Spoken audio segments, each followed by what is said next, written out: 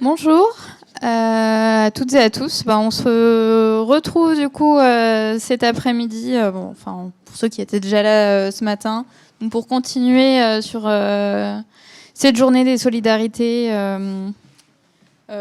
lors du printemps des solidarités. Et donc cet après-midi, donc on va notamment parler d'être en situation de handicap et de penser l'accessibilité de l'environnement avec donc la participation de personnes concernées. Donc pour débuter cet après-midi, avant de, comme ce matin, commencer avec une table ronde de recherche. Donc ça va être Monsieur Pascal Blanchard qui va nous rejoindre, donc vice-président en charge de la santé des personnes âgées et des personnes en situation de handicap, pour débuter cet après-midi. On aura effectivement une table ronde où je vous présenterai les personnes qui sont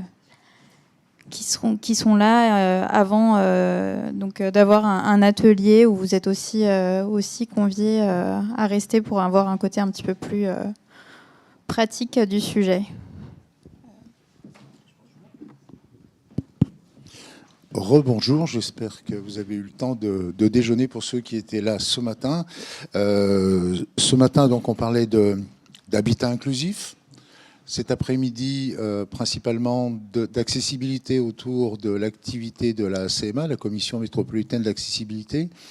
J'ai oublié de le dire ce matin, je me rattrape et je le dis cet après-midi. Merci infiniment aux équipes pour l'organisation de ces rencontres, parce qu'elles sont fondamentales. Travailler avec les personnes concernées sur l'accessibilité, c'est pour nous le passage obligatoire.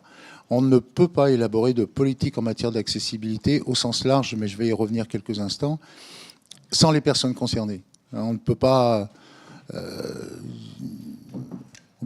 envisager la chose, d'autant qu'on a souhaité, et avec Victoria Grandjean qui a en charge la dynamique, et d'entretenir la dynamique de la commission d'accessibilité, on a souhaité élargir l'acception même de cette notion d'accessibilité à une considération beaucoup plus large, c'est-à-dire pas uniquement adapter la voirie, les transports, le logement, pour que chacune et chacun puisse se déplacer librement, mais également avoir le sentiment d'avoir une place pleine, entière et légitime au cœur de notre société, dans la cité, quel que soit son profil.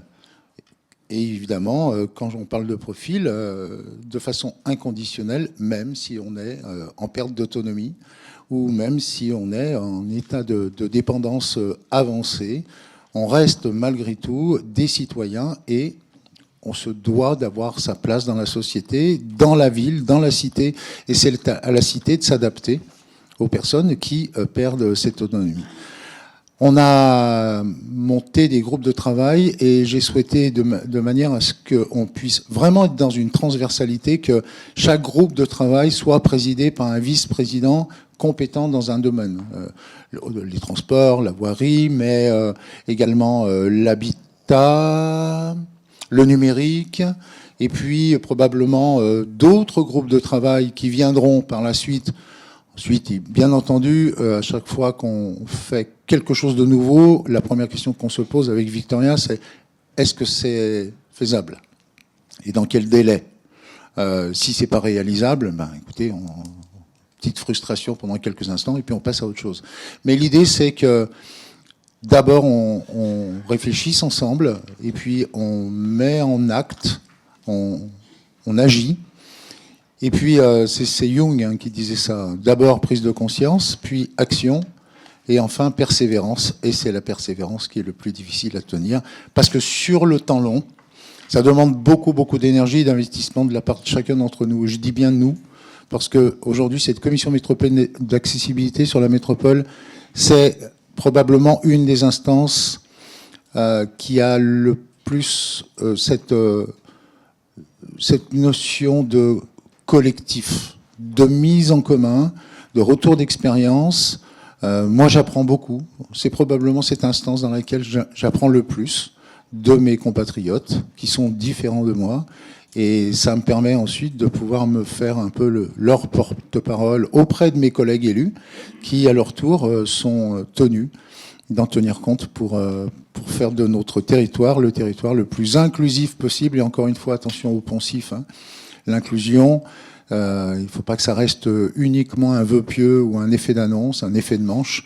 Mais si on ne peut le constater sur le terrain, alors on est passé à côté d'une belle occasion qui est la nôtre. Le territoire est riche de son maillage d'acteurs, tant associatifs, institutionnels, que ce soit au niveau local, que ce soit même au niveau gouvernemental. On travaille ensemble, on obtient des résultats. Le tout, c'est persévérer, persévérer, persévérer. C'est pourquoi, et je m'en arrêterai là, je vous remercie infiniment d'être là pour participer à cette entreprise collective qui nous tire vers le haut, mais qui en même temps nous oblige et qui de toute façon nous engage toutes et tous, qui que nous soyons, quelle que soit la part que nous prenons en charge. Il n'y a pas de petite participation et je crois qu'on peut correctement et sans être dans une surestimation de ce qu'est notre collectif, se dire qu'on est probablement une des collectivités des plus ambitieuses en matière d'une place pour tous. Et je ne parle pas d'insertion, hein, je parle vraiment d'inclusion. Le vivre ensemble, je le disais ce matin, c'est vivre ensemble, c'est comme aimer, hein, ça se conjugue pas à l'impératif. Il faut que chacune et chacun en ait envie, et c'est ce qu'on essaye de faire, susciter aussi l'envie de découvrir la différence et de vivre avec ceux qui sont différents de soi. Très bonne table ronde, et puis j'espère qu'il en émergera encore de nouvelles idées qu'on s'empressera d'exploiter dans nos travaux futurs. Merci beaucoup.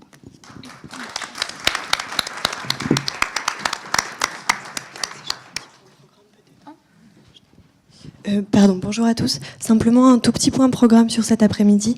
Donc on commence par une table ronde du coup qui sera avec nos intervenantes. Ensuite on fera une courte pause à 15h30. Pour les personnes en visio, on s'arrête à la fin de la table ronde, donc à 15h30. Pour les personnes qui restent, on fera un temps un peu plus sous un format atelier sur la sensibilisation aux difficultés des personnes autistes. Est-ce que simplement je peux vous demander dans la salle de lever la main si vous pensez rester à l'atelier pour la suite, pour que je puisse avoir une idée du nombre de personnes qui seront présentes, s'il vous plaît.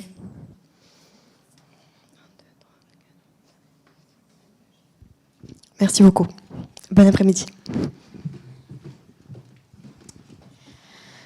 Merci. On va continuer donc sur cette table ronde. Ce que disait bien Pascal Blanchard et l'idée de cet après-midi, c'est que donc l'accessibilité dans l'espace public ne se pense pas sans les personnes en situation de handicap. Aujourd'hui, les personnes présentes travaillent sur des méthodes sensibles d'appréhension de l'espace urbain. Et en se fondant notamment sur le ressenti des personnes concernées. Donc elles en parleront mieux que moi, mais c'est vraiment un travail qui se fait effectivement de terrain avec les personnes concernées, les élus et des chercheurs, afin de me permettre de mieux comprendre cette situation de handicap. Et cette table ronde donc, va permettre un échange sur une meilleure compréhension de ce en quoi consistent donc ces différentes méthodes sensibles, les recherches en cours, et présenter plusieurs innovations sur le territoire, puisque la métropole, comme le disait Pascal Blanchard, est effectivement un territoire qui essaie de mener une politique d'envergure sur le sujet. Et afin de permettre le retour en fait des personnes en situation de handicap pour améliorer justement l'accessibilité au quotidien. Et donc pour cette table ronde, donc sur ce tour d'horizon des recherches participatives en cours dans la métropole, donc il y a à mes côtés Mathilde Giraud, docteur en géographie et aménagement et ingénieure de recherche. Marie Pierron, ingénieure de recherche en neurosciences au CNRSS. Et Manon Callot, chargée d'études accessibilité à la métropole de Lyon. Et donc, je vais laisser la parole à chacune d'entre elles pour un petit peu plus se présenter pour débuter cet échange. Je ne sais pas qui souhaite commencer.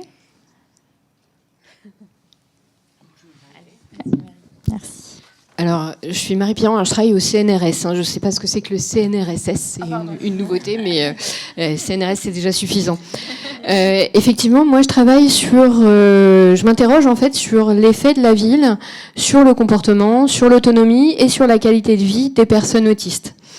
Donc on essaye de comprendre comment finalement les déplacements à pied en ville, puisqu'on s'intéresse uniquement aux déplacements à pied, peuvent se faire dans de bonnes conditions. Et donc on travaille avec un consortium qui comprend des personnes autistes, des proches, des professionnels, des collectivités territoriales, et puis tout un groupe de chercheurs Enfin, ce sujet-là, vous comprenez bien qu'on aura du mal à le traiter avec une seule discipline.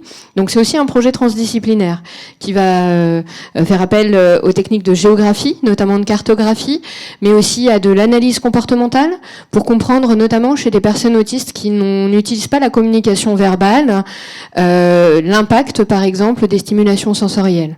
Je pense que j'imagine que tout le monde a déjà été près de la Part-Dieu à la sortie de la gare. Vous voyez à ce moment-là tous les gens qui vont traverser. Vous avez des trams qui arrivent dans un sens, des bus dans un autre, des fils pour les trams, etc. Vous avez une foultitude d'informations. Et bien typiquement, c'est un endroit qui peut se révéler complexe pour une personne autiste parce qu'elle va avoir différentes stimulations sensorielles, des informations aussi de nature sociale. Par exemple, quand vous traversez, vous avez plein de gens qui sont en face de vous. Un peu, je dirais, de façon implicite, on sait comment se positionner pour pouvoir traverser assez facilement. Sauf que pour une personne autiste, traverser au milieu d'une foule, ça peut se révéler extrêmement complexe pour des questions sensorielles, mais aussi pour le sous-entendu social que peut avoir cette action. Donc nous, on va essayer, avec ce consortium, avec les géographes, les urbanistes, les psychologues du développement, les chercheurs en neurosciences comme moi, mais aussi des cliniciens, d'identifier dans la ville ce qui est complexe pour une personne autiste, ce qui est agréable, et de proposer des micro-aménagements pour pouvoir améliorer la ville. Et c'est ce qu'on vous proposera tout à l'heure, d'ailleurs, dans l'atelier, parce que dans notre projet, nous considérons que chacun d'entre nous, on a une forme d'expertise. Ça peut être une forme d'expertise d'usage, une forme d'expertise liée à sa profession. Et donc tout à l'heure, on va travailler tous ensemble sur comment on pourrait concevoir des aménagements urbains, des micro-aménagements urbains, par exemple des espaces calmes sur la ville, pour pouvoir améliorer l'accessibilité de la ville pour les personnes autistes. Et on verra que c'est pas que pour les personnes autistes. Merci. Mathilde Géo, donc je suis docteur en géographie et aménagement. J'ai travaillé notamment sur les métiers de l'urbanisme, à la fois dans le champ opérationnel du projet urbain et plutôt dans le champ des études, de la prospective, de la planification territoriale. Donc j'ai un petit peu travaillé dans ces deux domaines de l'urbanisme pour voir comment l'urbanisme intègre la question des ressentis sensoriels, des sentiments, des émotions dans la pensée urbanistique. Comment est-ce que c'est intégré ou non dans les aménagements urbains, comment ça se traduit en termes de démarche, ce qu'on va appeler généralement les approches sensibles. Je n'ai jamais travaillé, je le dis tout de suite, sur les questions d'accessibilité particulièrement, sur des publics singuliers, sur l'autisme, sur les personnes en situation de handicap. C'était plus d'une manière globale comment en urbanisme et aménagement on intègre ces éléments. Et juste du coup moi, j'ai fait des études en 3 années, en licence 3, master 1, master 2, en urbanisme et aménagement. C'était en juin-juillet, ça fera 10 ans que j'ai eu mon diplôme. Jamais ça n'a été abordé dans ma formation. Voilà. Donc ça vous donne un peu une idée aussi des éléments de réponse sur la place du sensible en urbanisme et en aménagement. Bonjour à tous. Donc, je suis Manon Callot, je suis chargée d'études accessibilité au service transformation de l'espace public de la métropole de Lyon. Donc pour le coup, moi, mon métier, c'est vraiment l'accessibilité, c'est au cœur de mon travail. Donc à la fois, j'apporte une expertise technique dans les projets d'aménagement, mais je fais aussi beaucoup de concertation avec les personnes en situation de handicap. Je pilote notamment le groupe de travail voirie espace public de la commission métropolitaine d'accessibilité dont vous a parlé Monsieur Blanchard. Et aujourd'hui, mon intervention portera sur un travail qu'on mène actuellement avec le CEREMA sur le confort des revêtements de sol. Et je vous parlerai un peu on va dire des difficultés qui sont liées à la participation des personnes en situation de handicap dans ce type de projet qui est d'ampleur. Voilà, et c'était un peu complexe, c'était plein de défis, mais c'est aussi intéressant de vous les présenter aujourd'hui. Je vais vous laisser les micros. L'idée, c'est effectivement qu'on continue un peu sous forme de discussion sur ces sujets qui se croisent. Et puis moi, je relancerai effectivement la conversation. Donc là, ce qui revient donc dans vos différents projets, c'est vraiment la question au niveau sensoriel et au niveau sensible en fait de l'appréhension de l'environnement urbain. Et donc je me demandais pour les différentes méthodologies de travail comment elles évoluent en fait pour appréhender de manière sensible l'environnement urbain, parce que c'est quelque chose auquel on pense pas vraiment et qu'on connaît pas vraiment, je pense. En tout cas, voilà. Peut-être Mathilde Lagiraud. Alors, comment les méthodes ont évolué? Alors déjà, du coup, si je précise, là, que du coup, si je réponds pour les urbanistes, plutôt dans le champ de la prospective, de l'étude, de la réflexion sur comment faire la ville, pas le champ opérationnel, c'est encore un autre domaine. Si on est plutôt dans ce champ-là, il faut bien se rendre compte que c'est relativement récent quand même, la prise en compte de ces questions du sensible, des émotions, des affects. C'est vraiment quelque chose qui a émergé il y a une quinzaine d'années à peu près globalement en urbanisme et en aménagement. Et d'où la question, c'était plutôt de savoir comment elles ont évolué. Alors, pour répondre à comment elles ont évolué, je voudrais juste préciser d'où ça vient. Les premières méthodes qui ont été mobilisées dans le champ de l'urbanisme, c'est surtout ce qu'on va appeler les balades urbaines. Et ça, c'est vraiment la méthode qui maintenant est la plus mobilisée, qui est devenue vraiment quelque chose qu'on utilise fréquemment et qui vient essentiellement du champ militant, donc des marches exploratoires qui étaient mises en place par notamment des groupes de femmes, des collectifs de femmes. Donc ça vient du monde militant. Et donc ça a été conceptualisé dans les années 70 par ces groupes et ces collectifs de femmes. Ensuite, ces méthodes ont été reprises notamment dans les champs scientifiques, qui en ont fait des méthodologies à part entière, ont intégré tout un protocole scientifique, les ont diversifiés. C'est des fois aussi ce qu'on va appeler le parcours commenté en recherche. Notamment, il y a un laboratoire à Grenoble qui s'appelle Le Cresson, qui a mis en place, ça fait partie des premiers chercheurs en France qui ont créé une méthodologie autour du parcours commenté. Alors avec une évolution de ce parcours commenté, au début c'était le chercheur qui faisait faire un parcours à un groupe d'individus, soit qui peuvent être des citoyens, des élus, des acteurs sur une thématique particulière. Et puis, une inversion s'est opérée assez rapidement, où c'est finalement le groupe d'individus qui choisit l'itinéraire du parcours. Et puis après, on est passé à plus des formats déambulation, où il n'y a pas forcément de parcours. Donc ça a évolué. Et le champ du coup de l'urbanisme et de l'aménagement s'en est saisi après. Et donc finalement, elle est puisée dans les références notamment scientifiques, parce que je ne vous le cache pas que ce sont de grands lecteurs. À chaque fois que je rencontre des urbanistes, particulièrement ceux qui travaillent dans les collectivités territoriales, ce sont de très grands lecteurs et de très grands curieux qui lisent beaucoup, et notamment de la littérature scientifique. Et c'est toujours une très grande joie de savoir que ceux qui pensent urbanisme et l'aménagement lisent. Ça m'a toujours fait très plaisir.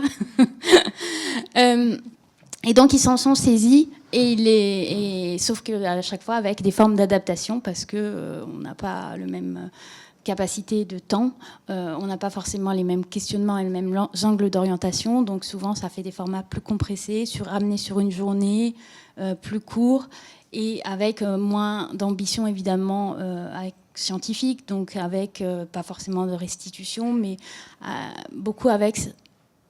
Lorsque les méthodes sensibles sont mobilisées, c'est souvent dans une perspective, on va dire, un petit peu réflexive sur son métier, c'est-à-dire de questionner comment on fait l'urbanisme, comment on fabrique la ville, se questionner les principes fondateurs et peut-être y ajouter des questions d'inclusion, d'hospitalité, de ralentissement. Donc venir questionner les méthodologies en faisant des méthodes sensibles et venir aussi questionner les principes. Pourquoi on le fait et comment. Et du coup, c'est ces évolutions-là surtout qui m'ont intéressée. D'accord, merci beaucoup. Marie Pierron, qui ingénieure de recherche donc au CNRS, excusez-moi pour le lapsus, c'est la digestion. Et donc, vous, c'était effectivement plus des recherches sur l'étude de la perception visuelle dans les troubles du spectre de l'autisme. Notamment, j'aimerais bien qu'on revienne sur le projet Autisensité, sur lequel vous travaillez. Est-ce que vous pouvez nous en dire plus ? Alors effectivement, au départ, moi je viens du domaine de la perception visuelle, donc sur comment on voit, comment notre cerveau nous permet de rendre compte et de traiter les informations visuelles. Et je dois même dire que je travaillais au départ sur le cortex visuel primaire, qui est la première structure dans le cerveau qui permet le traitement des informations visuelles de base. Donc je viens de très très loin pour arriver jusqu'à la ville. Et puis on s'est dit, oui, mais sauf qu'en ville, on n'est pas soumis qu'aux stimulations visuelles.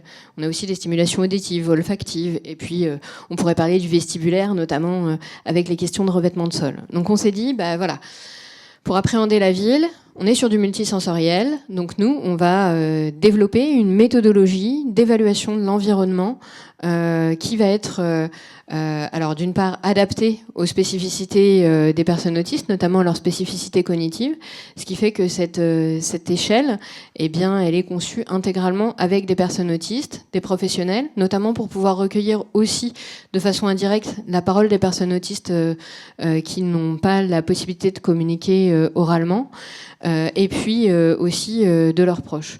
Donc nous, on essaye de travailler pour finalement comprendre avec Autisensité, qui est un projet de recherche participative, donc vraiment qui bénéficie de l'expertise de tous, scientifiques ou non scientifiques, avec une visée à la fin de se dire il faut que notre résultat scientifique, il ait aussi une visée sociétale. On ne veut pas s'arrêter simplement à une publication scientifique dans un journal en anglais que, a priori, on ne va pas être très nombreux à lire. Ça aura pas d'impact sur la société. Et si on se dit qu'on travaille avec la société, il faut absolument que concrètement, il y ait des choses qui évoluent et qui évoluent notamment en termes de règles d'aménagement urbain, en termes de micro-aménagements sur l'espace public. Et donc c'est pour ça qu'on travaille aussi avec les collectivités territoriales et les urbanistes. Parce que très sincèrement, moi, vous dire, je sais très bien que les personnes autistes vont avoir des difficultés de perception du mouvement. Donc effectivement, quand elles vont se retrouver sur un passage piéton sur lequel il n'y a pas de feu tricolore, appréhender la vitesse de déplacement d'un véhicule, c'est compliqué. Ça, je peux vous le dire. Mais c'est pas moi qui pourrais vous dire, peut-être Mathilde elle aurait des idées, mais c'est pas moi qui pourrais vous dire qu'est-ce qu'il faut faire comme micro-aménagement. Donc nous on travaille avec, je dirais, pléthore de spécialités et puis avec l'expertise d'usage des gens pour essayer d'améliorer la ville. Et est-ce que donc vous travaillez avec quelle collectivité ? Qu'est-ce que vous mettez concrètement en place du coup pour changer la ville ? Comment est-ce qu'on peut l'adapter au mieux aujourd'hui ? Alors, avec certaines collectivités, on a des travaux qui sont relativement simples parce que on travaille donc sur des cheminements qui sont utilisés habituellement par des personnes autistes, accueillis plutôt en structure, et on essaye d'identifier quels vont être les freins qui peuvent entraver lourdement leur cheminement. Et donc, dans une ville proche de Paris, à Ivry, on s'est rendu compte que ce qui manquait, c'était un passage piéton. Donc on est sur un truc de très haut niveau. On propose l'implantation d'un passage piéton, ce qui va permettre du coup aux personnes autistes de ne plus être soumis à une espèce de, je sais pas comment on appelle ça, mais une rue à forte circulation, et puis avec un fort niveau sonore, avec des chaises sur le trottoir qui empiètent d'ailleurs sur la circulation piétonne. Donc un endroit qui était vraiment très complexe. Et on se rend compte qu'en ajoutant simplement ce passage piéton, on réussit à faire en sorte que les personnes autistes se déplacent quasiment exclusivement dans des zones piétonnes. Donc ça peut être des choses comme ça. Alors peut-être on peut se dire c'est dommage de mobiliser une équipe de chercheurs pour en arriver là. C'est vrai, mais je me dis bon voilà, là pour l'instant on nous mobilise, mais la prochaine fois, en fait ils n'auront plus besoin de nous, et c'est ça qui est chouette. Donc ça, c'est sur des points précis. Et puis, sur des choses beaucoup plus compliquées, on réfléchit, par exemple, sur un projet de renouvellement urbain, là, à ce que la sensorialité soit prise en compte dès le début. Donc ça veut dire que l'idée, c'est que sur tout un quartier qui va être reconstruit, les urbanistes et les architectes prennent en compte cet aspect-là. Donc il y a vraiment différents niveaux. C'est-à-dire qu'il y a des niveaux très micro où on va travailler avec des structures. Et on travaille notamment avec un CESAD qui s'appelle le CESAD des Passementiers, qui est sur le territoire de la métropole de Lyon, pour du coup des cheminements très précis, avec dans l'idée plutôt des micros aménagements de l'espace public. Et puis on travaille avec d'autres collectivités sur des choses peut-être, pour moi c'est pas plus d'envergure, mais c'est des choses où on se dit peut-être que par la suite ce sera intégré dans le plan climat air énergie territorial, dans un cahier des charges pour un prochain appel pour un projet d'urbanisme, etc. Donc voilà les différentes possibilités de choses qui pourraient découler de notre projet. D'accord. Et du coup, je vais peut-être rebondir pour Mathilde Giraud, là au niveau urbanistique, effectivement, est-ce que ce sont des choses qui parlent aujourd'hui, qui sont davantage prises en compte? Est-ce qu'il y a des choses ou est-ce que là, comme c'est encore effectivement beaucoup parfois au stade de recherche, de retour entre les différents acteurs, voilà, au niveau de... Est-ce qu'il y a un changement déjà? Alors, je ne pourrais pas vous répondre sur comment l'urbanisme intègre, parce que du coup, moi, justement, je travaille pas sur des personnes qui se spécialisent sur l'accessibilité à des profils autistes. Là, du coup, c'est l'exemple. Mais ça me fait penser à quand même une difficulté qu'on peut rencontrer avec l'urbanisme. Tu parlais du visuel, la question de la pollution visuelle, et parmi elles, notamment la question de la publicité aussi. Donc ça fait partie aussi de cette question des freins, notamment économiques, qu'on pourrait rencontrer à penser à un aménagement qui est plus agréable déjà pour tous, parce que les écrans, notamment de publicité, sont agressifs. Enfin, moi, je ne crois pas avoir de troubles autistiques, mais ils m'agressent aussi, donc je le vis très. Donc, c'est un réel enjeu de confrontation à ces questions économiques dans la fabrique de la ville.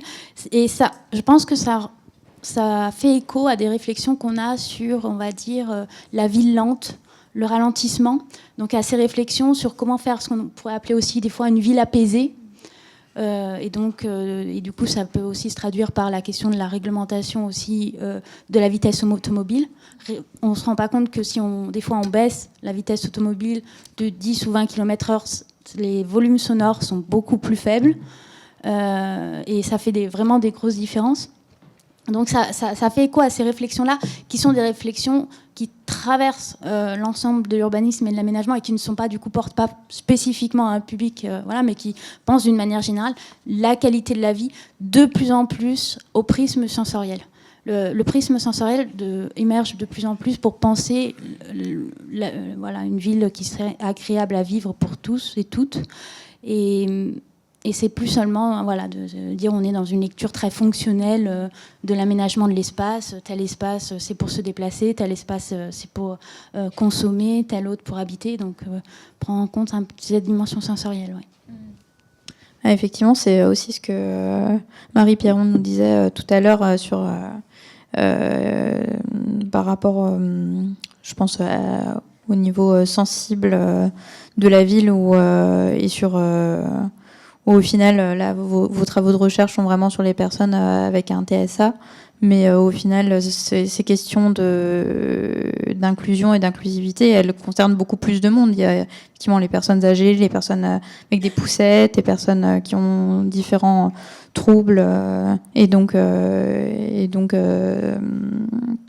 ça les concerne aussi. Au final, on a si on souhaite une ville plus accessible, c'est quelque chose qui ne concerne pas que les personnes sur lesquelles vous travaillez. Et ça pourra ensuite aider d'autres personnes. Oui, effectivement, les personnes autistes vont avoir une sensibilité particulière aux informations sensorielles. Et là, on se dit, bien, on va bénéficier de leur expertise et on les considère du coup comme des sentinelles de la ville. Mais en l'occurrence, on sait que globalement, 20 à 25% de la population va avoir des besoins sensoriels particuliers en ville. On pense notamment aux personnes avec un trouble neurodégénératif, parce que parmi les premiers signes, avant l'apparition de signes cognitifs, vous allez avoir des signes sensoriels. Donc, pour les personnes avec un trouble neurodégénératif, pour l'ensemble des troubles du neurodéveloppement, c'est tous les troubles 10, troubles du développement intellectuel, TDAH, etc. Là encore, il y a des spécificités sensorielles. Et puis, vous avez tous fait l'expérience de rentrer un soir d'une réunion très fatiguée et où les bruits, par exemple, vous ont plus agressé qu'à un autre moment. Donc, de toute façon, même nous, on est plus sensible en fonction de notre fatigue, en fonction de notre niveau d'anxiété, à ces informations sensorielles. Donc c'est aussi déterminant pour les personnes avec une dépression, un trouble anxieux, etc. Et donc là, si on fait la somme de toutes ces populations, on arrive déjà à, de toute façon, 20 à 25% de la population pour laquelle la sensorialité est déterminante, alors qu'il n'existe pas, je dirais, de normes d'accessibilité liées à cet aspect de la sensorialité. Et ce qu'on se dit aussi, c'est que les propositions qu'on fait, elles ne doivent pas rentrer en conflit avec des propositions d'amélioration de la ville pour d'autres populations. Je pense par exemple à la question du contraste. Pour les personnes autistes, une différence de contraste importante peut être extrêmement complexe à gérer. Sauf que pour des personnes malvoyantes, cette différence de contraste, elle peut être déterminante. Donc du coup, il faut réfléchir dans des cheminements à comment on peut arriver à tenir compte de ces deux aspects. Est-ce que du coup, on imagine avoir deux cheminements différents ? Est-ce que on trouve une solution ? Mais pour moi, il n'y a pas de compromis possible. Donc du coup, voilà, il y a aussi ces questions-là. Mais nous, en tout cas, dans les règles qu'on s'est fixées, c'est-à-dire que il faudrait pas que, sous prétexte de rendre la ville plus accessible à une partie de la population, on la rende moins accessible à un autre groupe.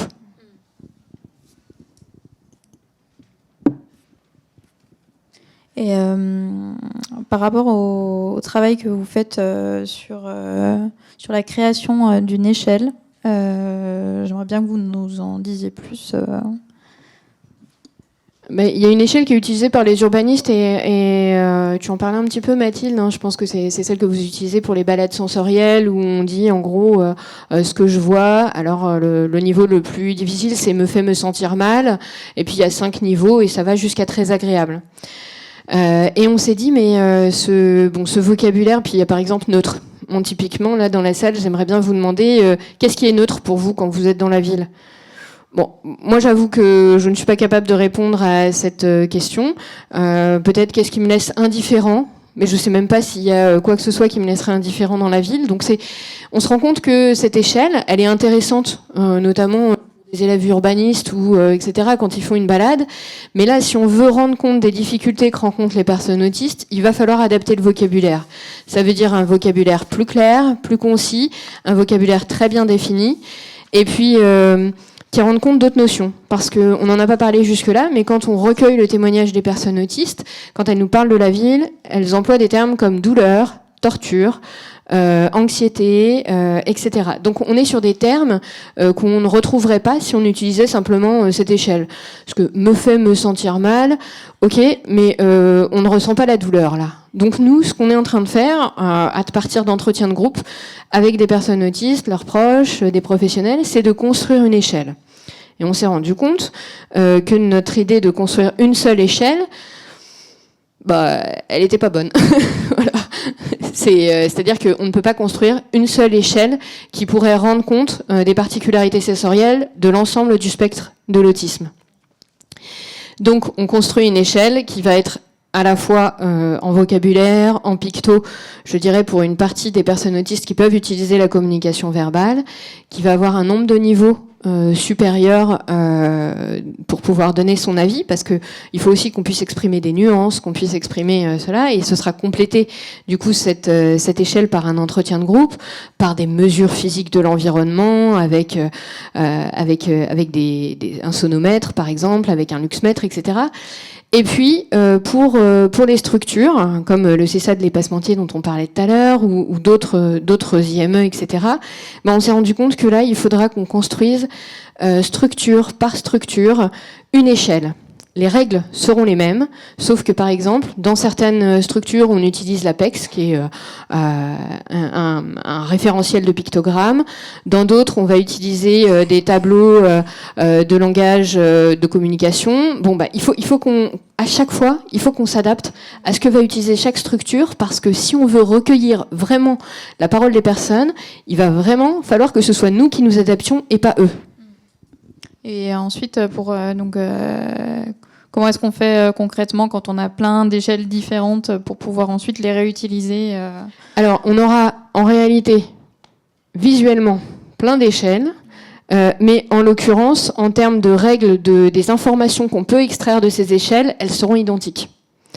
C'est vraiment l'adaptation. Par exemple, là, dans un IME à Paris, où on a fait un entretien de groupe la semaine dernière, on se posait la question, est-ce qu'on met des mots et des pictos ? Là, pour le coup, non. On met que des pictos. Les mots ne seraient pas utiles. En revanche, dans une autre structure dans laquelle on avait été juste avant, il fallait avoir les mots et les pictos. Donc vraiment, l'idée, c'est que on puisse recueillir la parole de personnes autistes le plus largement possible dans le spectre. Je vous mentirais si je vous disais qu'on fera l'ensemble du spectre, parce que c'est faux. Je sais que de toute façon, notre échelle aura des limites, qu'elle évoluera encore, mais en l'occurrence, on essaye d'aller le plus loin possible. Parce que quand je vous parle notamment des particularités sensorielles des personnes autistes, je devrais préciser que ça n'est pas, les données scientifiques ne concernent pas l'ensemble du spectre, mais quasiment uniquement les personnes autistes sans troubles du développement intellectuel associés. Et donc on dit après, eh bien, les personnes autistes ont des difficultés de traitement des mouvements, ont des difficultés de l'attention exogène, ont des difficultés de ceci, cela. Mais en réalité, on devrait préciser qu'on a travaillé que sur une partie de la population du spectre. Et nous, notre idée, c'est d'élargir à une plus grande partie, parce que quand on entend les témoignages de proches, de professionnels, on se rend compte que cette sensorialité est extrêmement complexe sur le quotidien. Et ce qui fait que du coup, il faut qu'on arrive à avancer. Là, dans une des structures, c'est un foyer d'accueil médicalisé. Ils accueillent des adultes avec un trouble du développement intellectuel associé important. Et on nous expliquait que, par exemple, ils ne savent pas si certains ont un problème visuel, parce qu'il n'existe pas de moyen de juste mesurer leur acuité visuelle. Et donc ça veut dire que du coup, quand vous avez un problème d'acuité visuelle, un problème de champ visuel, votre exploration de la ville, elle sera de toute façon différente. Donc il faut aussi prendre en compte tous ces éléments-là. Donc aller adapter des tests qui existent déjà pour essayer d'améliorer, je dirais, le quotidien aussi de ces personnes autistes avec un trouble du développement intellectuel associé. Est-ce que je peux poser une question à Marie ? Allez-y. Marie, est-ce que tu pourrais nous préciser dans quel type de ville vous faites vos enquêtes, parce que l'expérience de la ville n'est pas la même quand on est dans une métropole, dans une ville moyenne, dans du périurbain, dans une petite ville, et les ressentis sensoriels évidemment ne sont pas les mêmes selon la concentration urbaine, mais aussi le type d'activité qu'il y a. Il paraît que là il y a foule à la gare SNCF parce qu'il y a le concert de Taylor Swift. Vous voyez, c'est pas quelque chose qu'on va avoir dans une ville moyenne, et donc voilà, c'est pas seulement la concentration urbaine, c'est aussi, je pense, toutes les activités aussi culturelles qui des fois à Lyon fait que pendant 3 mois on va avoir tous les week-ends où il va y avoir un endroit dans la ville où il va y avoir beaucoup de bruit, beaucoup de lumière. Alors effectivement, comme on est en train de mettre au point la méthodologie, du coup on a choisi des villes avec des caractéristiques différentes. Des villes à forte densité en région parisienne, des villes qui sont au cœur de quartiers historiques, et puis des petites villes plus rurales. Et de toute façon, tu as tout à fait raison. Enfin, les premiers retours à partir des entretiens de groupe sont assez intéressants parce qu'il y a une grande diversité, et du coup même une grande diversité des formes de mobilité aussi. Et on va peut-être du coup en profiter pour faire un petit aussi tour du côté de la métropole et sur l'échelle sur laquelle vous travaillez, Manon Callot, en parlant du CEREMA du coup. Oui, donc c'est un projet qu'on mène avec le CEREMA. On a passé avec eux un marché de recherche et développement parce que c'est assez innovant et ça a été fait seulement pour l'instant en Belgique. Au départ, on est parti d'un constat, c'est qu'on n'arrivait pas à qualifier par un indicateur objectif le confort des revêtements de sol. Alors déjà, le terme confort n'est pas le plus adapté, parce que derrière le mot confort, il y a beaucoup de choses, beaucoup de critères. Mais en gros, on sait que, notamment au sein de la commission métropolitaine d'accessibilité, on a un retour qui est assez négatif sur certains revêtements de sol piétons. Par exemple, tout ce qui est pavé, les pavés lyonnais, ils ne sont pas appréciés forcément par les personnes en fauteuil, mais même par les personnes déficientes visuelles qui se déplacent avec une canne. Et donc, on voulait réussir à objectiver cette notion et mettre un peu de scientifique derrière tout cela. Donc, on a cherché à créer un indicateur qui s'appuie à la fois sur un ressenti usager, mais aussi sur des mesures qui ont été réalisées à l'aide d'un fauteuil instrumenté. C'est un prototype qui a été développé par le CEREMA. Et donc l'idée, c'est de croiser le ressenti usager et les mesures issues de ce fauteuil et aussi d'instruments complémentaires pour voir si on arrive à avoir une corrélation entre ce ressenti et ces mesures. Et ça nous permettra alors d'élaborer une échelle de notation des revêtements et vraiment de capitaliser sur le retour d'expérience qu'on a eu avec les revêtements qu'on a testés sur la métropole. Donc on a sélectionné une douzaine de revêtements qu'on estimait assez représentatifs des revêtements de sol piétons qu'on avait sur la métropole. Et on a mené des tests avec 25 personnes en situation de handicap. On a essayé d'être le plus représentatif possible de tous les types de handicap. Mais par exemple, on n'a jamais réussi à capter de personnes autistes ou de personnes qui ont un handicap cognitif ou mental. Donc cet aspect-là nous manque un peu dans notre analyse. Mais on a eu des personnes en situation de handicap moteur, en fauteuil roulant manuel ou électrique, des personnes déficientes visuelles, malvoyantes ou aveugles, des personnes malmarchantes, des personnes âgées. Et on a essayé aussi d'inclure dans notre travail des personnes valides, mais qui pouvaient se retrouver ponctuellement aussi à mobilité réduite, parce qu'elles avaient une poussette, parce qu'elles avaient une valise, une charge lourde, etc. Donc ce travail, on a fait les tests fauteuil et usagers en mars de cette année. Et le CEREMA est actuellement en train d'analyser les résultats et de croiser tout ça, pour qu'on voit si ça aboutit à quelque chose de concret et si on peut, par la suite, on va dire, répliquer ce travail et utiliser cette échelle de notation pour noter d'autres revêtements, simplement en utilisant le fauteuil et en n'ayant pas à remobiliser des personnes en situation de handicap, parce qu'on sait que c'est pas évident et que ça leur demande un investissement qui est très très important. Et pour les personnes que vous n'avez pas réussi du coup à mobiliser, comment est-ce que vous pouvez faire ? Est-ce que par exemple vous pouvez travailler du coup conjointement avec des travaux avec Marie, ou est-ce que comment est-ce qu'on peut faire aussi pour les personnes que vous n'auriez pas réussi à atteindre pour savoir ce qu'il en est ?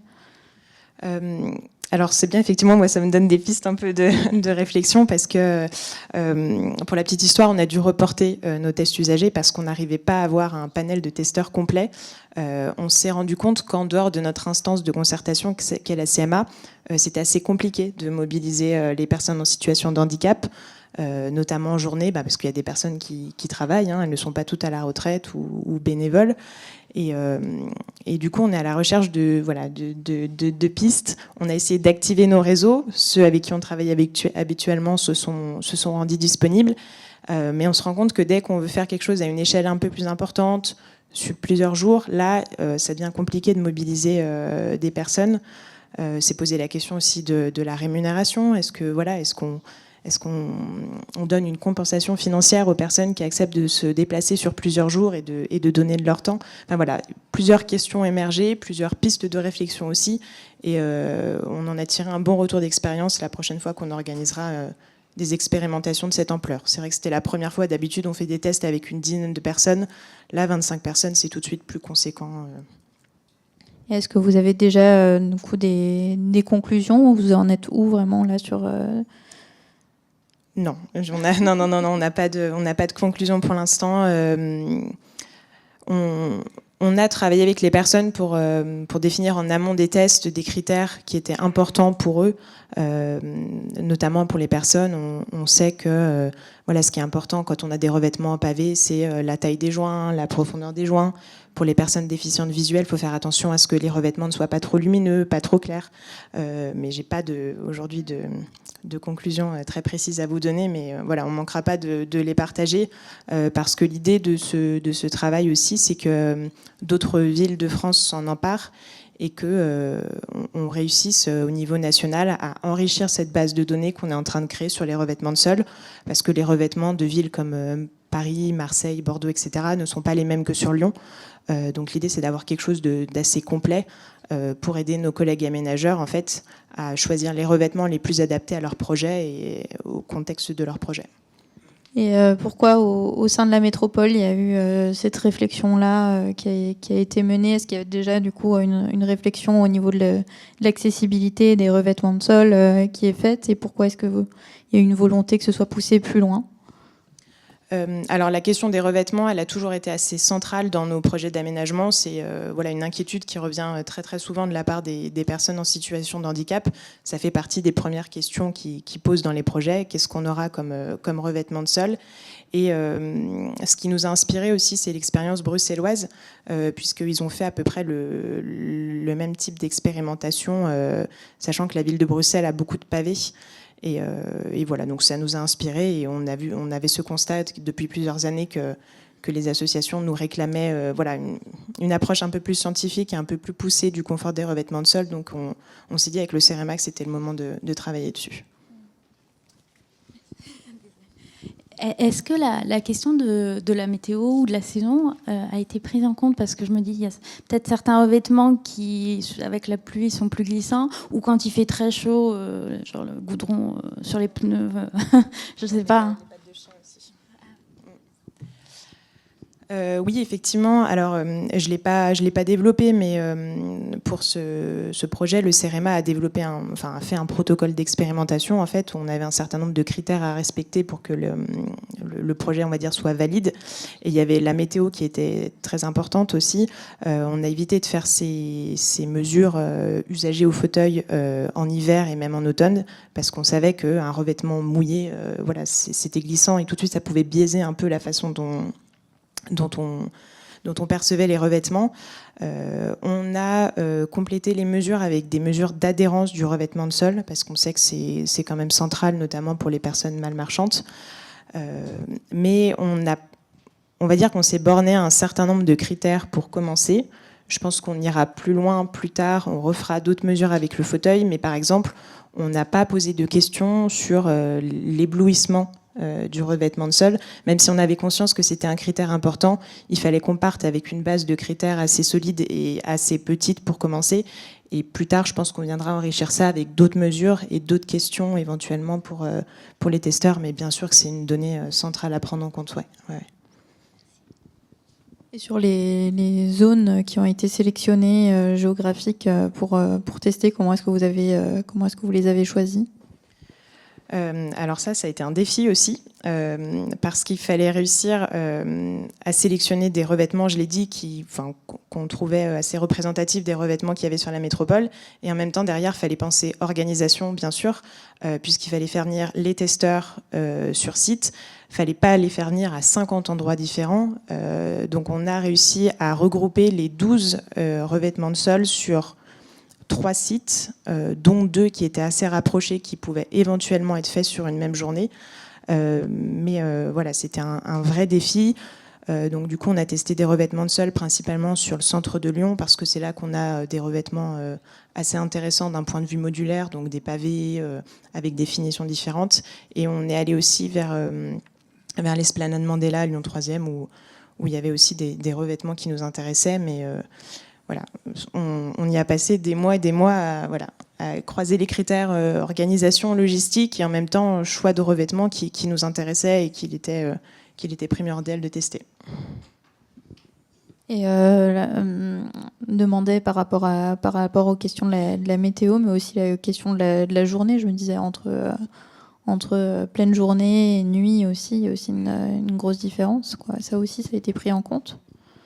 Alors, on a fait nos tests en journée, mais ça vaudrait le coup de les faire de nuit, voir comment l'éclairage peut jouer sur la perception des revêtements et sur la sensation générale de confort, parce qu'il n'y a pas le confort physique, il y a aussi comment on perçoit le revêtement, est-ce qu'on arrive à voir s'il est glissant ou pas, est-ce qu'on voit le chemin qu'on emprunte. Donc voilà, on pourrait refaire plein de mesures, reposer beaucoup de questions, mais voilà, comme je l'ai dit, il fallait partir d'une base, et puis on travaillera là-dessus avec le CEREMA à l'avenir. C'est un projet qui fait que commencer, je pense. Est-ce que vous êtes inspiré d'autres projets ? Est-ce que donc là vous étiez plutôt à dire que vous vouliez faire ça pour que ça puisse en inspirer d'autres, mais est-ce que c'est des choses que vous avez pu voir ailleurs ou avoir des concertations avec d'autres villes ou pays, voilà, où il y a des choses inspirantes qui seraient faites ? Alors, à ma connaissance, à part Bruxelles, personne n'a travaillé dessus. C'est pour ça qu'on est les premiers en France et qu'on a fait ce marché de recherche et développement, et surtout on s'est appuyé sur l'expertise du CEREMA pour nous accompagner, parce que comme c'était une nouveauté, voilà, il n'y a qu'eux qui pouvaient développer ce prototype de fauteuil qui allait nous aider. Donc, voilà. On est plutôt les premiers en France, donc c'est bien de se dire que sur certaines thématiques, on est plutôt novateurs et on va inspirer nos collègues du réseau national.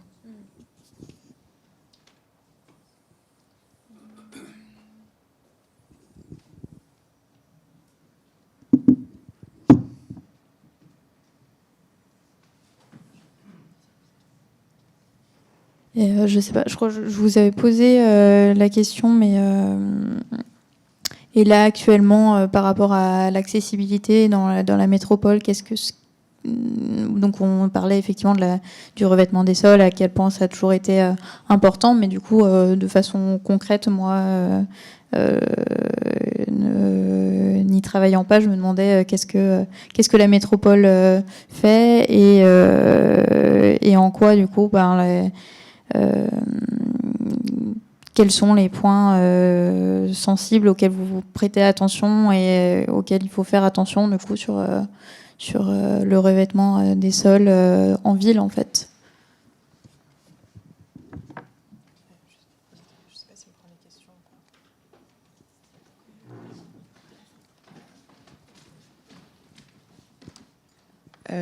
Alors, en matière d'accessibilité, bien évidemment que la métropole de Lyon, comme les autres collectivités françaises, s'appuie sur une réglementation qui existe depuis maintenant quasiment 20 ans. Mais on s'est rendu compte que cette réglementation, elle n'était pas suffisante. Et puis des fois même, elle n'était pas forcément au service des personnes en situation de handicap ou à mobilité réduite. Donc on essaye d'aller un peu plus loin et d'aller vraiment chercher une qualité d'usage sur l'espace public. Et pour ça, du coup, on repart toujours des besoins des personnes handicapées ou à mobilité réduite. Et c'est vrai qu'à la métropole, on a de la chance d'avoir des associations qui nous poussent à faire des thèses, des expérimentations, à aller plus loin que la réglementation. Donc là, en ce moment, on est en train de travailler, par exemple, sur le développement de la technologie Bluetooth dans le cadre des feux sonores.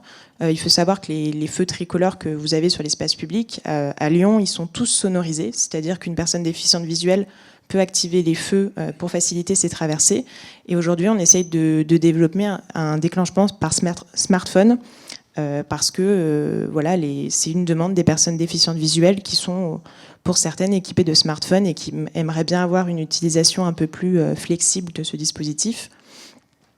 On essaye de développer d'autres façons d'aménager la ville aussi, notamment avec le développement des trottoirs traversants. C'est-à-dire qu'aujourd'hui, on n'aménage plus les passages piétons de la même façon. On redonne vraiment la priorité aux piétons en maintenant un trottoir au même niveau, y compris dans les intersections. Mais c'est là qu'on en revient un peu au compromis dont tu parlais, Marie, au fait que ça peut aider par exemple les personnes en fauteuil qui n'ont plus besoin de descendre au niveau de la chaussée pour traverser une rue, mais qui restent toujours au même niveau. Mais dans le même temps, c'est pas très bien pour les personnes déficientes visuelles parce que ça leur fait perdre tous les repères dans la ville. Donc, on a des nouvelles demandes, mais on est un peu dans un numéro d'équilibriste. Il faut prendre en compte les besoins de chacun, pas déshabiller quelqu'un pour habiller quelqu'un d'autre. Et voilà, c'est un véritable défi. C'est pour ça qu'on essaye toujours de faire des tests et des expérimentations avec tous les représentants de tous les handicaps pour avoir tous les points de vue et essayer d'aboutir à quelque chose une vision assez globale, essayer de prendre un peu de recul sur les nouveaux aménagements qu'on propose. Et Marie, du coup, je sais que l'échelle est aussi en cours d'élaboration, mais peut-être est-ce que là, par exemple, pour une métropole comme Lyon, comme effectivement il n'y a pas pu avoir de représentation de personnes autistes, est-ce qu'il y a des points de vigilance déjà que vous avez déjà relevé dans le travail en cours, qu'est-ce qui peut être, est-ce qu'il y a déjà des choses qui peuvent être mises en place concrètement dans les métropoles ou villes d'ailleurs? Alors, la métropole de Lyon, elle n'est pas néophyte sur ce sujet-là. Il y a notamment le travail sur la ligne bleue qui a été fait avec la métropole, Keolis, le centre iMind et j'en oublie des partenaires, où là, c'est un travail qui était tourné autour, en gros, de la neurodiversité, donc plutôt toutes les personnes qui ont un fonctionnement atypique du cerveau et pas uniquement l'autisme. Et ils ont imaginé des aménagements dans le métro qui favorise la possibilité de prendre le métro. Alors je crois que c'est à la station Breteau, mais je veux pas dire de bêtises. Mais voilà. Donc il y a une réflexion de toute façon qui est déjà en cours dans la métropole. On voit qu'il y a des choses effectivement qui se font, que ce soit sur le test là des revêtements et pour lesquels notre échelle pourrait apporter des éléments complémentaires. Mais ce que je trouve intéressant, c'est qu'on est déjà dans une collectivité qui a d'une part la réflexion d'intégrer les personnes concernées dans les réflexions autour de l'accessibilité et qui a une réflexion très importante en termes d'accessibilité. On discutait ce midi avec Victoria et elle m'expliquait que, par exemple, chacune des commissions, chacun des groupes de travail est piloté par une direction différente. Au sein de la métropole. Ça peut sembler comme ça, soit normal ou je sais pas quoi, mais dans certains endroits, les autres services, que ce soit la voirie, que ce soit l'urba, ils sont pas du tout associés. On leur demande juste, vous êtes d'accord, ce sera sur telle école cette année, allez, mettez-le à la programmation pluriannuelle d'investissement et basta.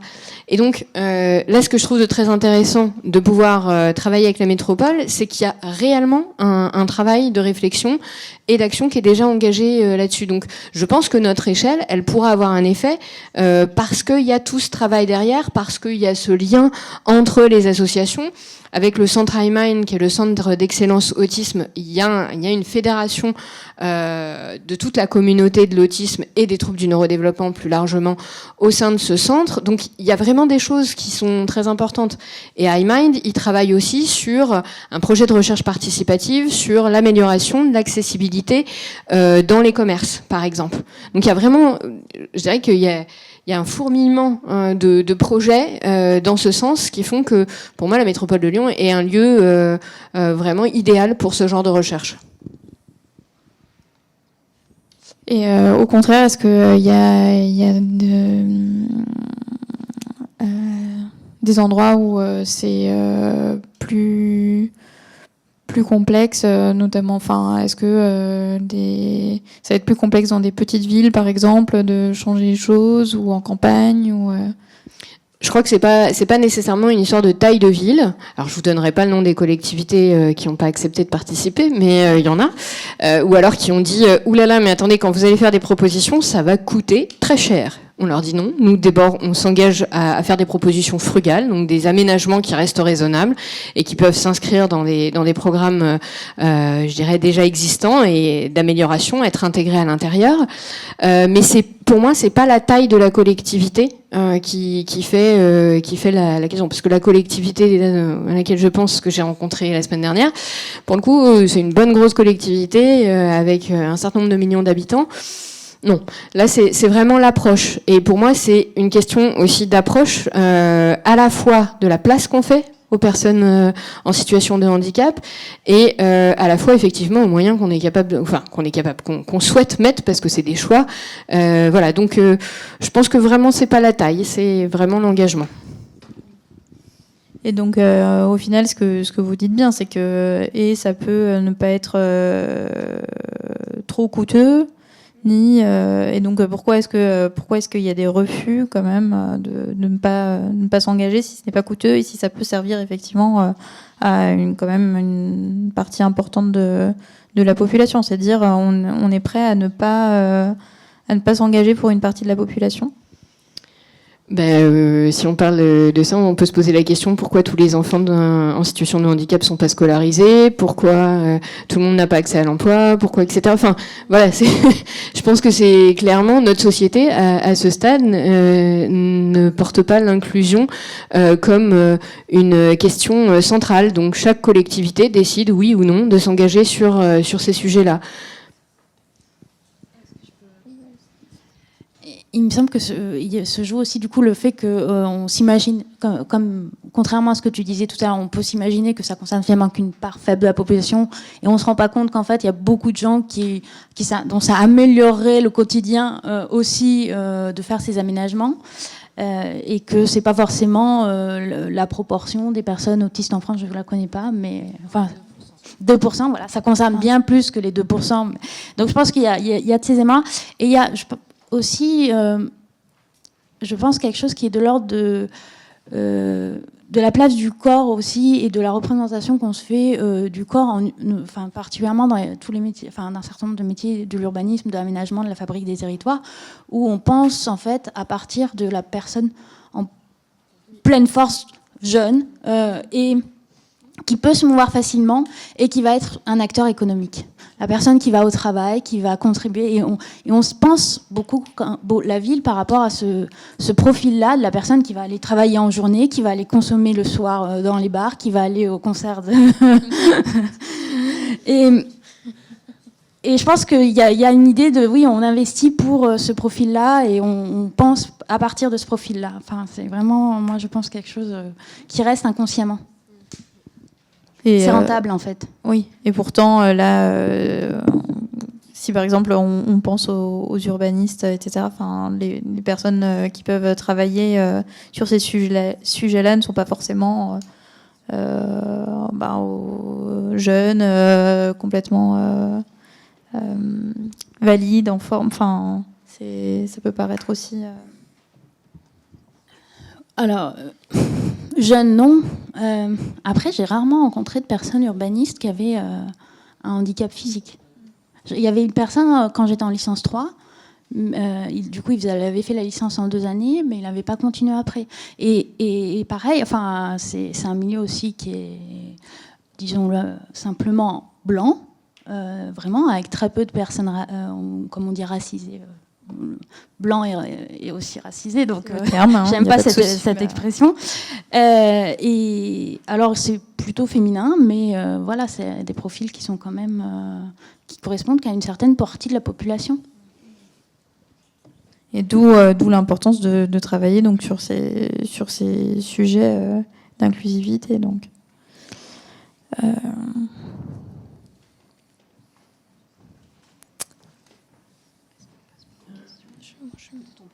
Oui, moi je crois que j'ai posé toutes les questions que je voulais. Donc je sais plus s'il y avait d'autres éléments qu'on avait. Donc si vous souhaitez dans la salle, je sais qu'il y avait une question tout à l'heure, prendre la parole pour qu'on continue les échanges.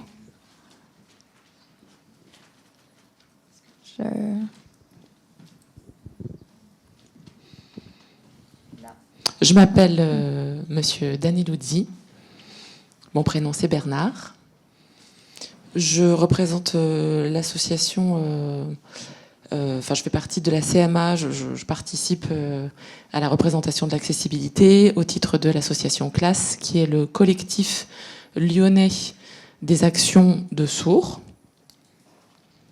Alors, je remercie toutes les intervenantes pour leur exposé.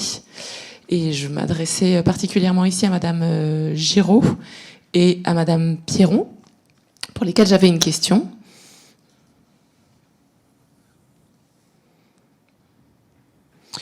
Est-ce que, alors quand on parle d'aménagement ou même de construction urbaine, est-ce que on vous a déjà demandé, est-ce que les entrepreneurs vous ont déjà sollicité sur de la sensibilisation ou sur quelque chose qui relèverait de la parole portée par les personnes en situation de handicap pour savoir comment mener à bien les travaux?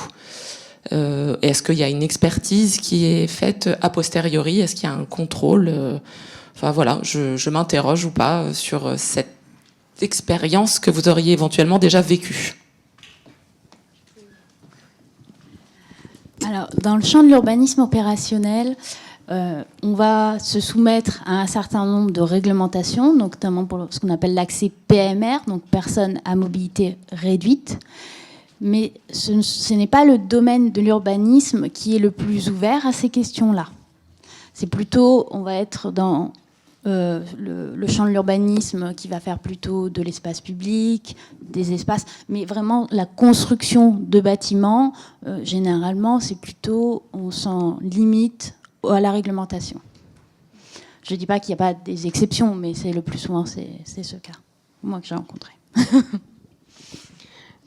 J'ai trouvé très intéressante votre remarque. Alors, du coup, moi, je suis chercheuse en neurosciences, mais je suis aussi en fauteuil roulant, ce qui fait que j'ai une expertise d'usage en tant que personne en situation de handicap.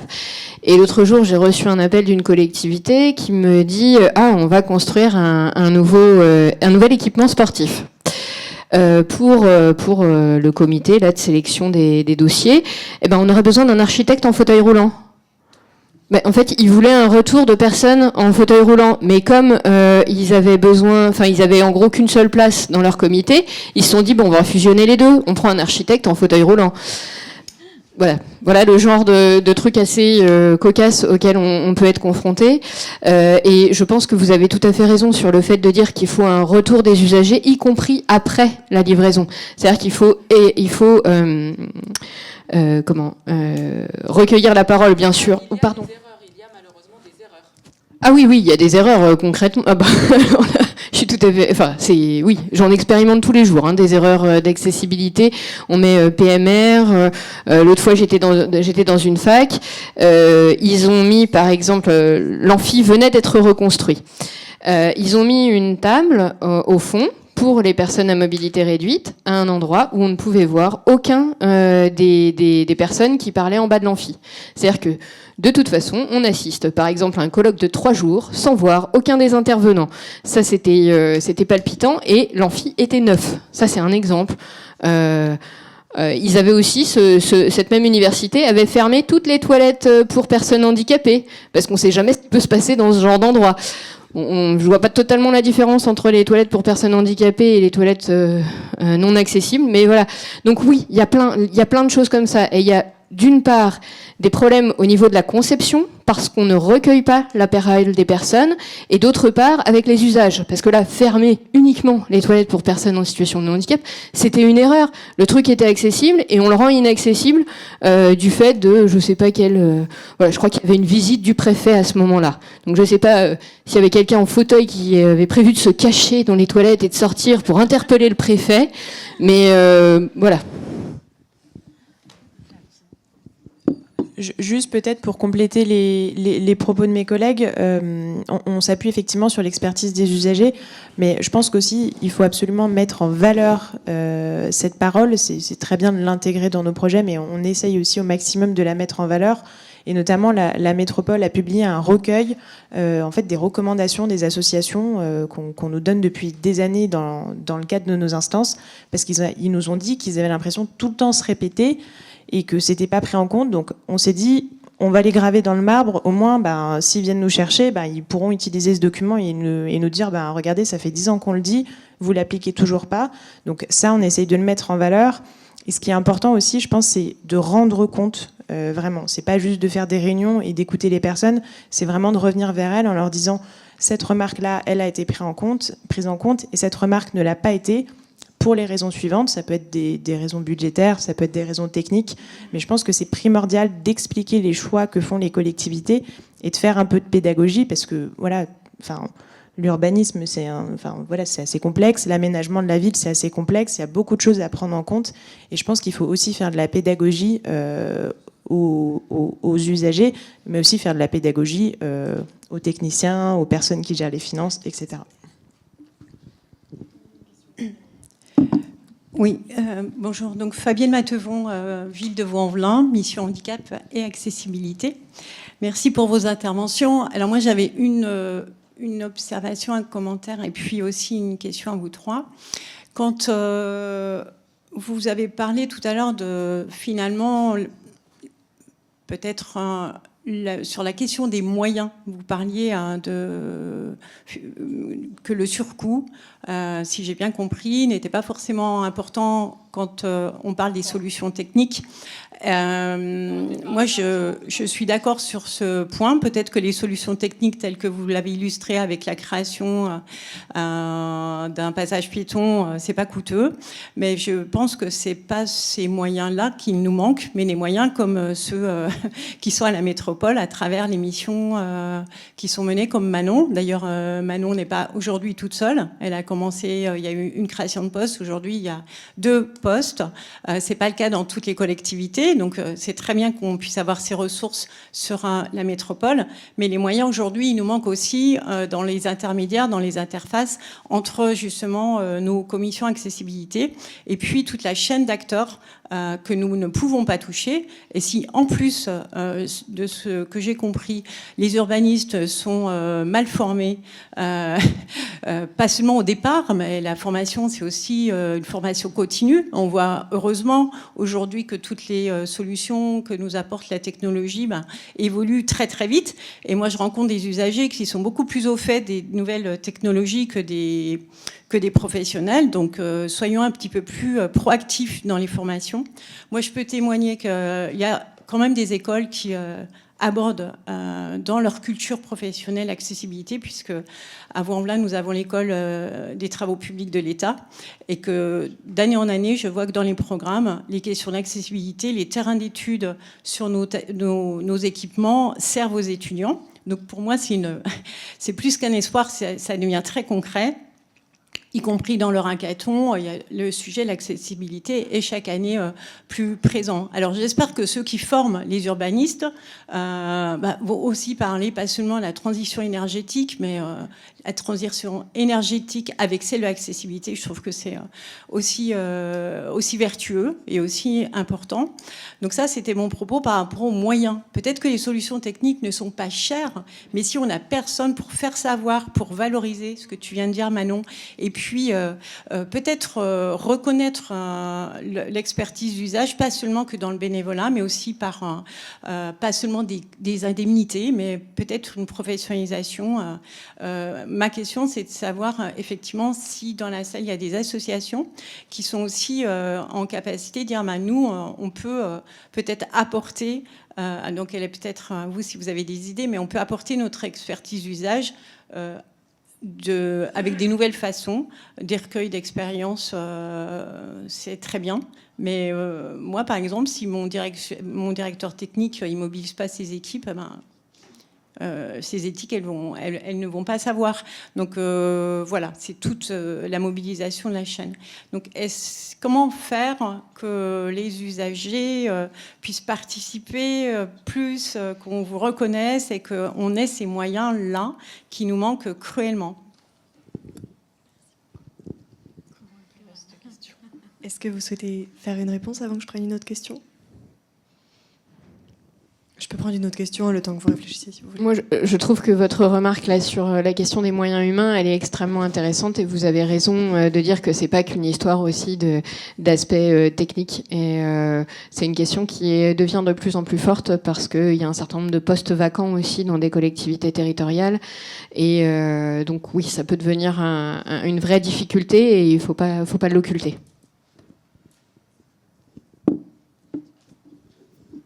Non, après, la question de comment est-ce qu'on on inclut l'expertise d'usage, alors elle ne se retrouve pas seulement dans le champ des questions d'accessibilité, c'est dans tous les autres domaines de la vie publique et de la démocratie participative que c'est un réel enjeu. Et je ne suis pas sûre que nous ayons de solutions là autour de la table.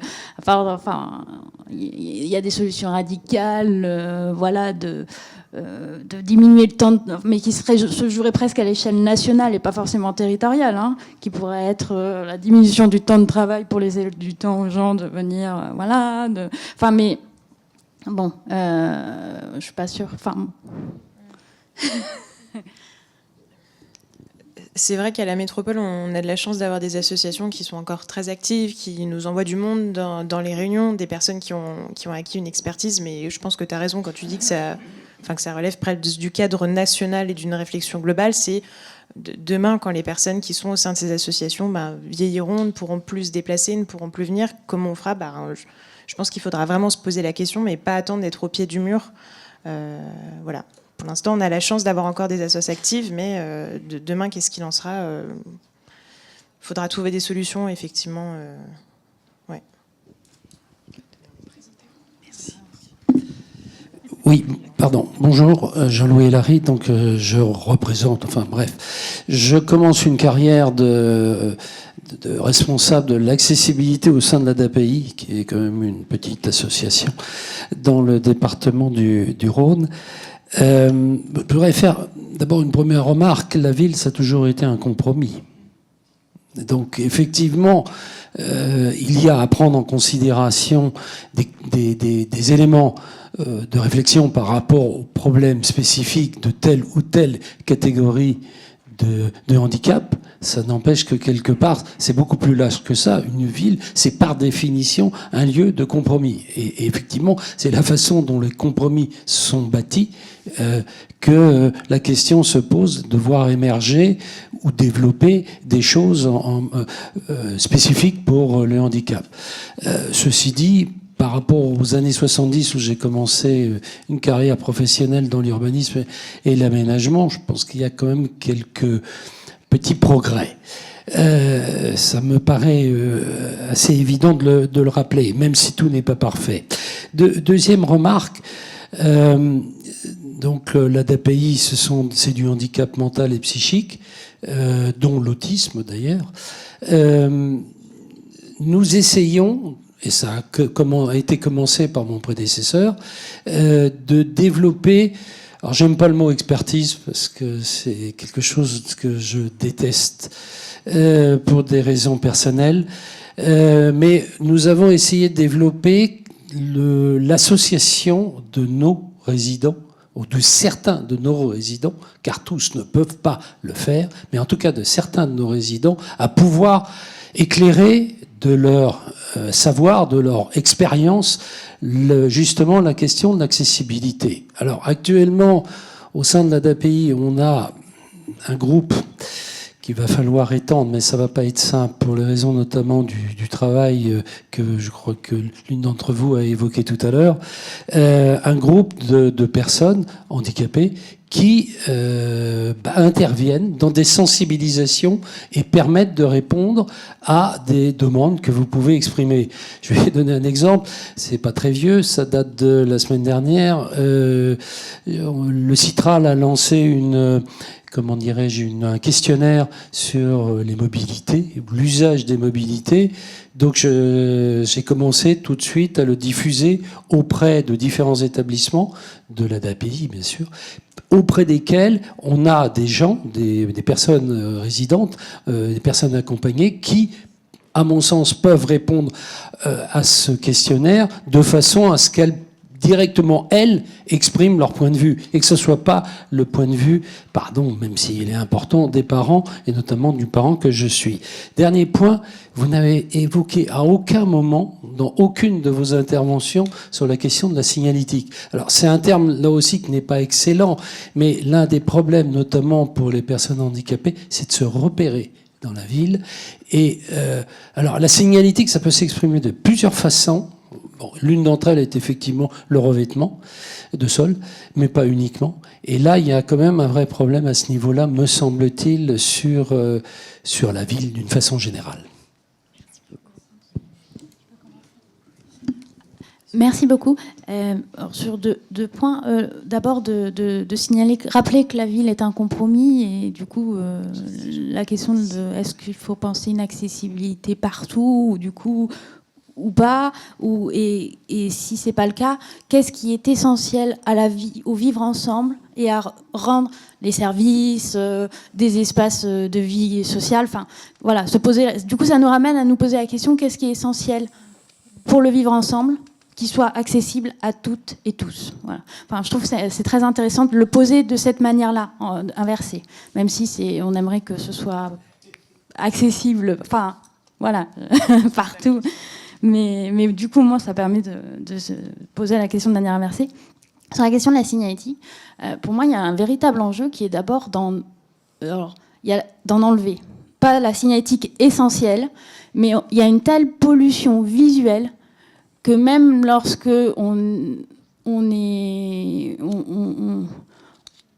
que même, en fait, n'importe qui peut vite se paumer dans un endroit qu'il ne connaît pas. Et donc, je pense qu'on a un réel enjeu déjà d'enlever beaucoup de signalétique. Alors, signalétique aussi beaucoup publicitaire, mais dans nos villes, pour remettre les essentiels. Et je pense que moi, c'est vraiment quelque chose qui me semble essentiel.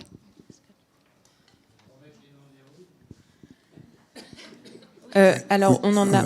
Pardon, juste pour compléter, on n'a pas oublié la question de la signalétique, hein, c'est juste qu'on n'avait pas forcément le temps de parler de tout, mais je précise que ça fait partie d'une des thématiques qui sera creusée dans le cadre de la rédaction du guide des aménagements piétons de la métropole. Certains d'entre vous connaissent peut-être le guide des aménagements cyclables. Du coup, on est en train de faire son pendant pour les piétons et l'accessibilité, il serait temps. Et voilà, on sait très bien que la signalétique, c'est un peu un des angles morts, sans mauvais jeu de mots, de l'accessibilité en ville. Donc, on va le traiter en essayant d'aborder la question avec tous les handicaps, en prenant en compte les besoins de chacun. Oui. Bonjour. Mohamed Rafik, je fais partie de l'association Odineo qui est sur la région lyonnaise, qui s'appelait autrefois la RIMS. Je ne sais pas tout le monde connaît sous le nouveau sigle. Alors, en tant que parent d'enfants handicapés, tout d'abord, je signale que je fais partie aussi de la commission de l'accessibilité. Et depuis un an, mon intervention concerne la loi sur l'accessibilité en général. Une loi qui a à l'âge de vos parents, vous qui planchez sur cette thématique. Et à ce jour, cette loi est normalement en fin de cycle, étant donné qu'il reste à peu près 3 ans, avec tous les régimes dérogatoires qui se sont succédés depuis quelques années, depuis la loi de 2015, la tolérance est accordée à pas mal d'organismes publics, privés, commerçants, etc. Mais je ne sais pas où en est l'accessibilité à Lyon. Il doit certainement y avoir beaucoup de retard dans l'exécution des travaux d'aménagement, de l'accessibilité au commerce, etc. des lieux qui reçoivent le public. Je signale, pour comparaison à ce sujet, qu'aux États-Unis, qui n'est pas mon modèle préféré de démocratie, un individu lambda dans la rue peut s'adresser à un commerçant ou à un magasin et lui intimer l'injonction de mettre en accessibilité son commerce, étant donné qu'il part du principe qu'il est en train, le commerçant en question, dénigre les lois fondamentales de l'accès au commerce. Et il paraît que l'exécution des travaux était faite le lendemain, parce que les Américains ont peur des avocats et ont peur des pénalités. Donc cette injonction n'existe pas en droit français. On tolère, on prolonge, etc. d'année en année. La loi des 3, 6, 9. Et j'espère que ça va finir par un régime beaucoup plus sévère d'exécution. J'ai dans ma famille 2 ou 3 architectes parisiens qui m'avouent sincèrement que à Paris, par exemple, avec les rénovations des immeubles, des logements, etc., ils considèrent que les personnes handicapées et les parents, c'est leur pire ennemi. Parce que ces empêcheurs de tourner en rond, qui ont des exigences au point de vue superficie, d'aménagement des salles de bain, etc., qui sont pour eux un manque à gagner, parce que ça leur fait moins de surface à bâtir et à vendre. Le deuxième ennemi, paraît-il, c'est les bâtiments de France.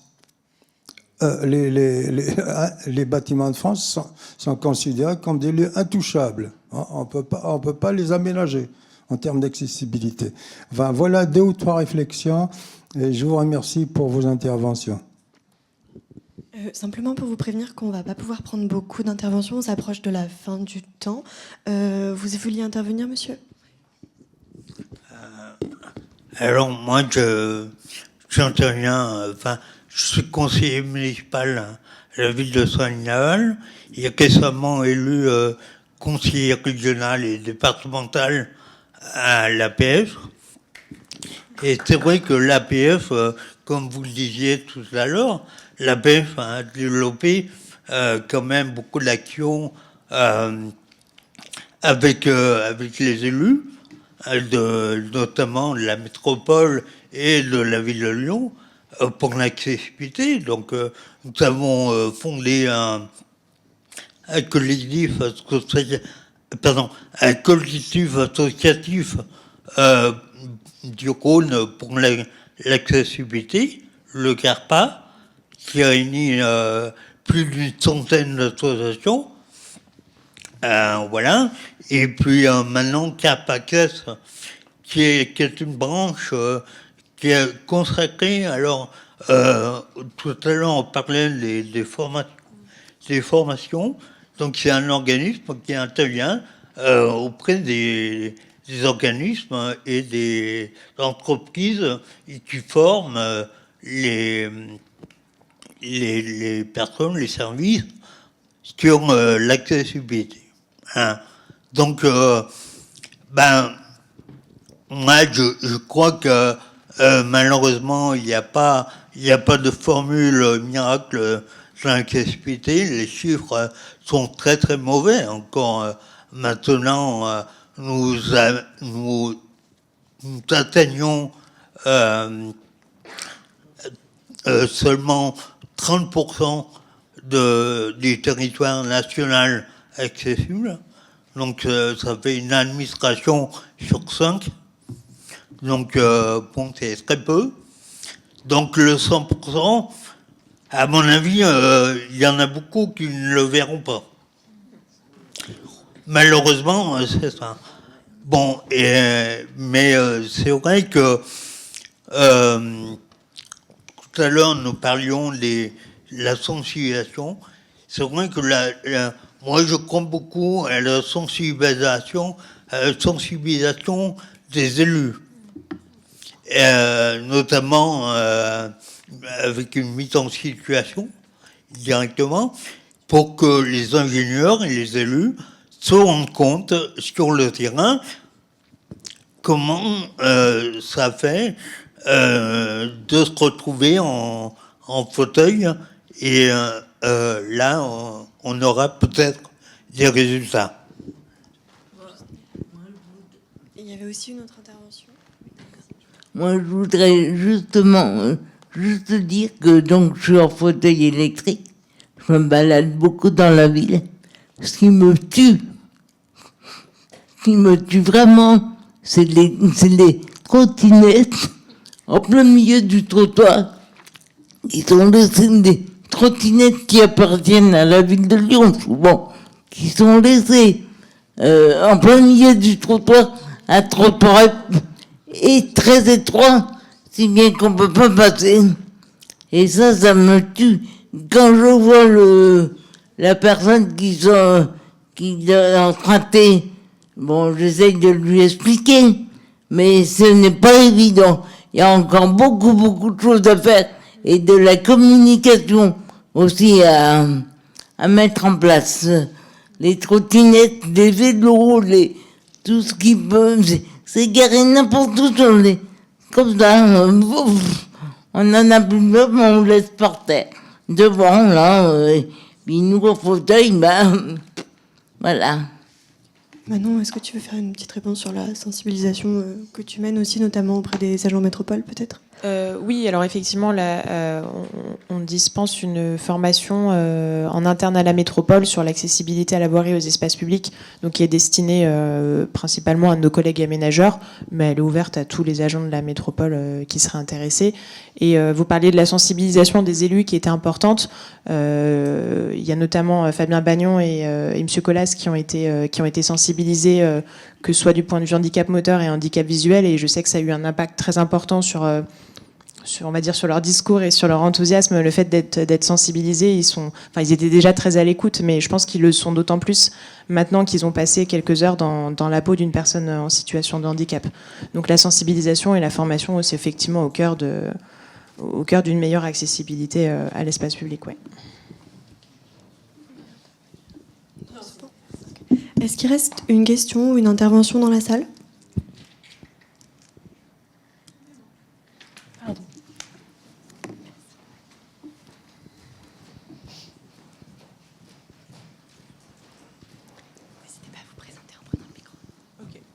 Bonjour à tous, je suis Madame Riga Sarah, je suis conseillère en insertion et aussi une personne en situation de handicap, donc je suis sourde à 80%. Et c'est vrai qu'en fait là vous venez de dire que vous pensez pour les personnes en mobilité réduite et les personnes qui ont un handicap visuel, mais je me permets juste de rappeler qu'il y a aussi les personnes qui sont sourds ou qui sont malentendants, et que être dans la ville, ça peut être très vite compliqué. Par exemple, comment ? Des devenus sourds aussi. Et devenus sourds, effectivement. Ouais, effectivement. Et effectivement, par exemple, si on est dans les métros, il est vrai que je prends très rarement le métro, mais la dernière fois que j'ai pris le métro, il n'y a rien qui est... par exemple, là, on a une personne qui fait la traduction en langage des signes. Dans le métro, on n'a rien. C'est-à-dire que soit on reste vissé sur le petit écran qu'on a et on est en attendant, mais les informations ne sont pas réellement transmises en même temps. C'est-à-dire que s'il y a un métro qui est en panne, enfin voilà, c'est des types d'exemples comme ça, où quand on est en ville et qu'il n'y a rien qui... Parce qu'on a... Il faut savoir qu'une personne sourde, peut-être que monsieur pourra me dire oui ou non, s'il est d'accord avec moi ou pas, c'est-à-dire qu'on va toujours être sur nos gardes. C'est-à-dire qu'on va vérifier s'il n'y a pas une voiture qui arrive de n'importe où, ou s'il n'y a pas des gens. Enfin voilà, on est d'autant plus sur nos gardes. Je ne dis pas que les personnes qui sont dans d'autres situations de handicap ne le sont pas, mais c'est vrai que nous aussi, et que il faut effectivement penser à ça quand on est dans la ville, et en l'occurrence par rapport à notre thème d'aujourd'hui.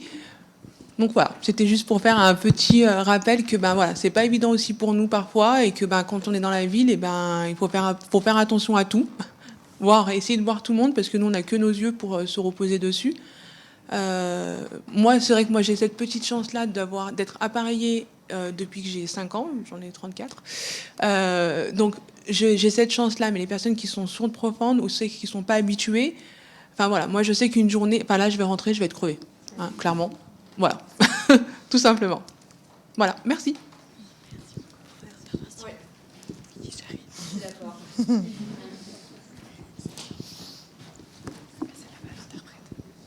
Juste si ça peut vous rassurer, il y a Monsieur Daneluzzi qui est présent dans les groupes de travail de la Commission métropolitaine d'accessibilité et voilà, il est bien là pour nous rappeler qu'il faut prendre en compte aussi les besoins des personnes sourdes et malentendantes.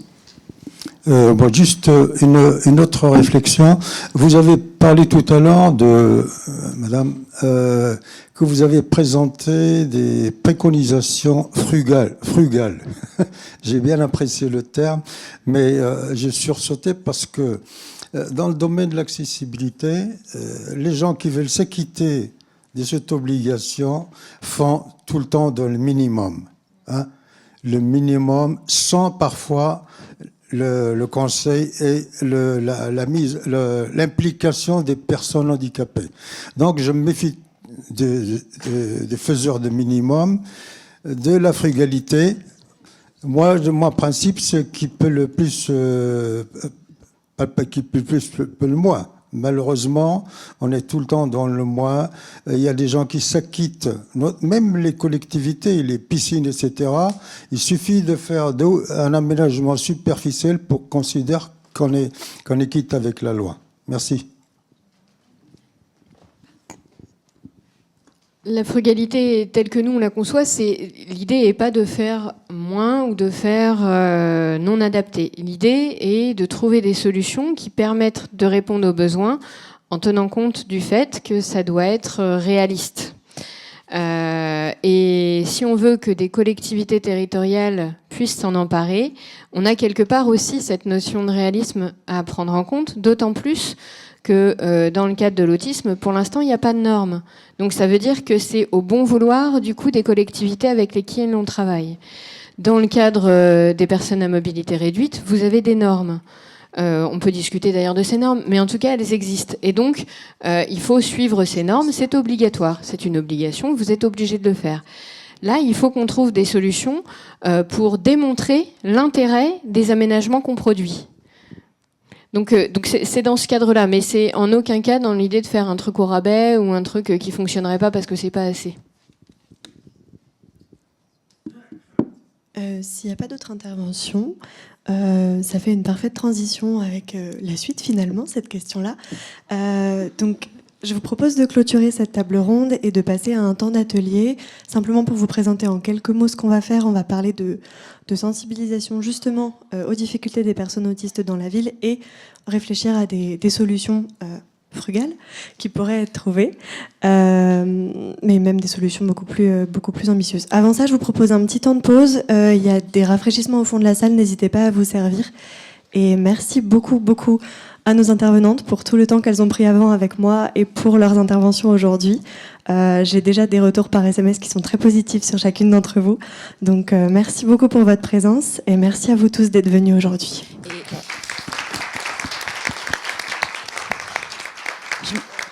Je me permets juste, je voulais remercier les 3 traductrices, qui étaient présentes. J'ai trouvé que c'était très impressionnant de vous avoir à nos côtés. Vraiment, au début, je n'arrivais pas à me détacher mon regard de vous parce que c'était très expressif. Et en fait, je n'avais jamais vu non plus les interactions entre la salle. Et donc, de voir madame qui se met à parler, ça m'avait aussi étonnée. Et je voulais juste dire que c'était une expérience aussi très enrichissante pour ma part.